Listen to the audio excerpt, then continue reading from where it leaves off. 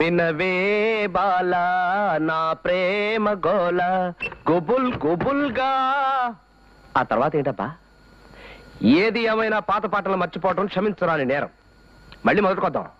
వినవే బాలా నా ప్రేమ గోల గుబుల్ గుబుల్గా గుండెలు దడగా.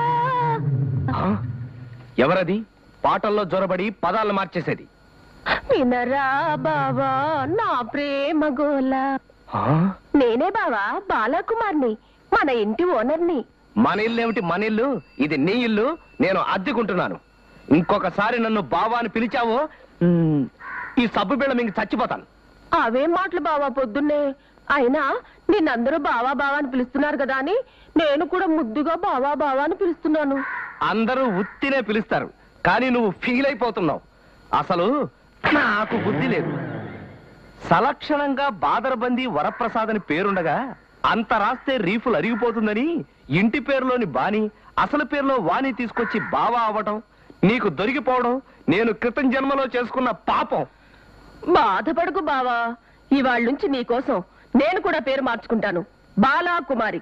బాలలో మొదటి అక్షరం, కుమారిలో మొదటి అక్షరం రెండూ కలిపి బాకు అని పేరు పెట్టుకుంటాను. ఏది ఒక్కసారి నన్ను బాకు అని పిలవ్వా బావా? బాకు అనేం కర్మ. కత్తి సుత్తి గొడ్డలి గుణపం అన్ని పిలుస్తాను, కానీ నన్ను మాత్రం బావా అని పిలవకు.